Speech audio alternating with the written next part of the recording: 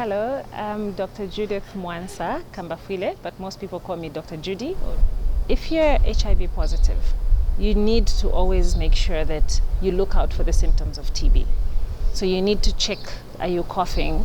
Are you having night sweats? Are you losing weight? Are you having fever? And like if you're HIV positive and you obviously go for your monthly checks or bi-monthly checks, you should always make sure that you're screened for TB. That's something that's even in the guidelines. Every visit, you should be screened for TB. It can be symptomatic screen, as in they just ask you the 4 key questions, and then if any of them are positive, then they can move on to actually maybe collect sputum from you or do a chest x-ray if it's necessary.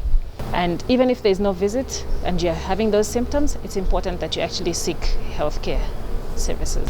So for people that are coughing, to cover their mouths when coughing, and remember, you don't cover with your hand, you actually cough into your clothes or into your elbow, the inner part of your elbow, because into your hand, the next thing you'll be shaking someone's hand and they will also cover their mouth and the infection will spread.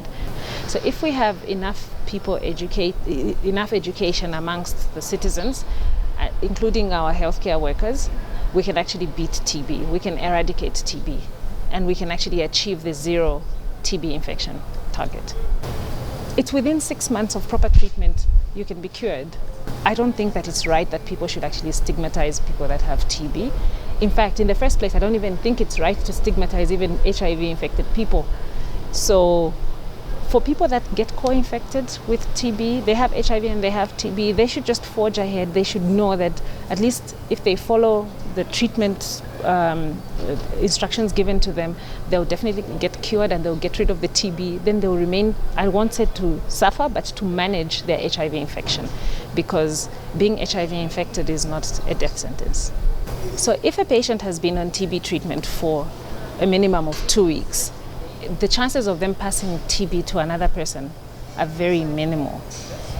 In fact, I would say 0, but there's always an exception. So it's always safer if they could wear the surgical mask, which they can move with.